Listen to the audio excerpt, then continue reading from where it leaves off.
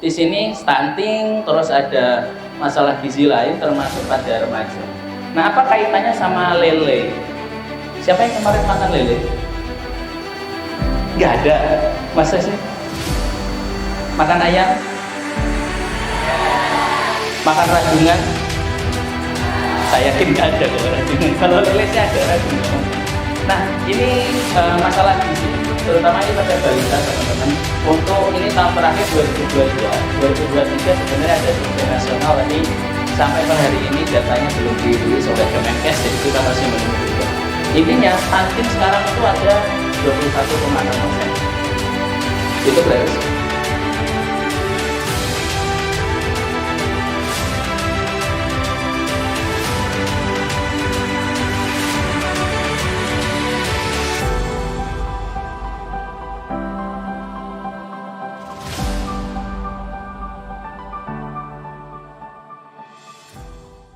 bagaimana peran lele terhadap pencegahan masalah gizi. Sehingga di sini saya akan sedikit concern kaitannya dengan gizi, ya. Pokoknya gizi. Biasanya kalau gizi itu masukannya ada pangan sama kesehatan. Jadi itu tiga hal yang nggak pernah terpisahkan, karena kalau kita dapat gizi dari pangan yang kita makan. Kalau kita nggak makan nggak dapat gizi, teman-teman, ya. Udah makan belum? Belum? Wah, Mbak, Mas. Perlu dikasih makan ya. Mungkin ini aja. Nah, ini ada beberapa topik yang saya akan coba sharekan karena ini bahas masalah stunting. Jadi yang pertama kita akan coba tentang bagaimana sih kondisi masalah gizi saat ini, ya. Yang kedua itu bagaimana sebenarnya peran atau pesan gizi seimbang dan kaitannya dengan pangan lokal. Yang ketiga itu kaitannya dengan lele, spesifik lele. Jadi kalau tadi bahas nila, saya sedang tidak bahas nila, jadi bahasnya lele, ya. Nanti sore kita beli lele, kita pulang pikir jalan lihat lele. Masya Allah, lele ini salah satu yang sering saya lihat sepanjang saya pulang ke rumah. Bentuknya lele, penyet lele, pecel lele, mau yang nomor 8623, ya, itu ada nomornya. Dan yang terakhir, bagaimana tips inovasi yang sebenarnya sebagian besar tadi sudah disampaikan oleh Pak Bambang. Baik teman-teman, bagaimana kondisi masalah gizi terkini? Yang di sana agak redup-redup, mudah-mudahan aman ya. Yang nyaman di sini nih, jelas. Oke, gambarnya soalnya ada yang berwarna, ada yang tidak. Teman-teman pernah dengar nggak istilah ini ya? Triple burden. Triple itu artinya apa? 3. Burden itu artinya apa? Masalah, ya. Malnutrition itu apa? Masalah gizi. Jadi triple burden malnutrition, masalah gizi itu kalau diringkas sebenarnya kalau dijabari banyak, tapi kalau diringkas ada 3. Masalah yang pertama itu yang gambar yang di sini. Yang di sini, ya. Itu adalah kurang gizi. Undernutrition. Biasanya kalau kurang gizi kita kenal banyak istilah, tapi yang sekarang lagi banyak fansnya itu adalah stunting. Banyak banget dibahas. Di luar stunting sebenarnya ada juga yang namanya underweight, kurang berat badan. Ada namanya wasting, ya. Ada namanya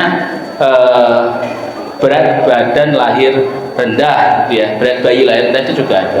Nah, di saat yang sama kita masuk masalah yang kedua, warna merah, obesity, kelebihan berat badan, ya. Dan itu prevalensinya sekarang juga meningkat. Dan yang ketiga, ini yang mungkin kita agak nggak ngeh, karena memang kadang-kadang secara penampilan itu nggak terlalu tampak, tetapi banyak terjadi terutama di teman-teman, ya, di remaja, baik siswa atau mahasiswa. Namanya micronutrient deficiency, kurang zat gizi mikro. Kalau bahasa kita istilahnya anemia. Ya, tahu anemia, ya? Bahasanya kurang darah. Kenapa bisa kurang darah, teman-teman? Darahnya dibawa kemana? Itu darahnya bukan kurang, ya, secara volume sih aman gitu, cuman biasanya hemoglobinnya yang kurang. Makanya biasanya di sekolah ada program tambah darah, ya, minum tablet tambah darah. Itu untuk perempuan biasa. Laki-laki dapat nggak, Mas? Nggak dapat. Pengen nggak? Nggak.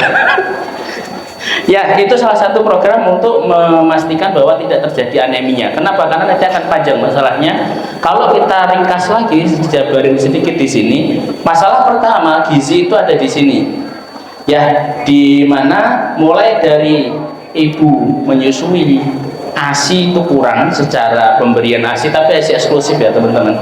Jadi misalkan nih, kalau punya adik bayi, usianya masih di bawah 6 bulan, sebisa mungkin kalau tidak ada kondisi klinis jangan dikasih makan selain ASI. Ya, itu namanya ASI eksklusif. Kadang-kadang kita kalau udah usia misalkan baru lahir, duh anaknya kayaknya lapar gitu, dikasih pisang, Masya Allah. Itu padahal kayaknya sebenarnya juga dia kan nggak bilang lapar kan, nggak pernah dengar seperti itu ya. Jadi seringkali tindakan itu muncul bukan karena kondisi yang sebenarnya, karena estimasi kita. Jadi itu yang sekarang kita lagi gaungkan. Terus ada di sini stunting, terus ada masalah gizi lain termasuk pada remaja. Nah, apa kaitannya sama lele? Siapa yang kemarin makan lele? Nggak ada. Masa sih? Makan ayam? Makan rajungan? Saya yakin nggak ada kalau rajungan. Kalau lele saya agak ragu nggak makan. Nah, ini masalah gizi, terutama ini pada balita teman-teman. Untuk ini tahun terakhir 2022, 2023 sebenarnya ada survei nasional, tapi sampai per hari ini datanya belum dirilis oleh Kemenkes, jadi kita masih menunggu juga. Intinya stunting sekarang itu ada 21,6%. Itu berarti sekitar 1 dari 5 ya anak mengalami stunting. Obesitas makin naik, ya. Jangan melihat saya paham kok. Saya sadar. Sekarang lagi program, cuma memang untuk turun itu nggak secepat itu ya teman-teman. Dan kemarin sempat kita bahas bersama BEM juga. Waktu itu ada food waste kalau nggak salah ya teman-teman ya. Ini juga jadi masalah teman-teman. Kenapa? Sebenarnya kalau dibahas levelnya itu banyak, dari individu sampai daerah. Kalau di level individu intinya begini, kita melihat orang, wah dia kurang gizi, berarti kurang makan, kan begitu. Tetapi nggak semua masalah seperti itu. Dia ada makanan tapi nggak dimakan. Kita ngasih makan misalkan 1 piring, yang dimakan separuhnya dikemanakan? Dibuang. Jadi food waste namanya. Jadi food loss ini terjadi saat ini juga banyak. Makanya seringkali kita sekarang dianjurkan pesan gizi seimbang yang pertama adalah syukuri dan nikmati aneka ragam jenis makanan. Bapak Ibu, teman-teman, kalau kita mau makan, berdoa dulu. Yang kedua, makannya pelan-pelan. Kalau tugas belum dikerjakan, ya udahlah gitu. Makan dulu, tapi tetap dikerjakan. Saya dilihatin Bu Rahma ini. Jadi itu concernnya. Kenapa? Karena kalau kita tidak mengkonsumsi makanan secara komplit, utuh, banyak zat gizi yang terbuang teman-teman. Contoh ya, kadang-kadang kita agak kurang aware itu begini. Siapa yang tadi pagi sarapan? Ada yang tadi pagi sarapan? Oke, sarapan itu pesan ke-6 gizi seimbang ya. Biasakan sarapan. Yang belum sarapan, jangan lupa besok sarapan. Siapa yang udah makan siang? Puasa. Ini hari apa ya? Oh, Kamis. Oke, good job. Puasa itu salah satu, puasa Senin Kamis salah satu cara untuk mengontrol berat badan. Nah, kalau kita tidak mengkonsumsi makanan yang sudah ada ready, misalnya kita ambil 1 piring, isinya itu ada lengkap lah ya.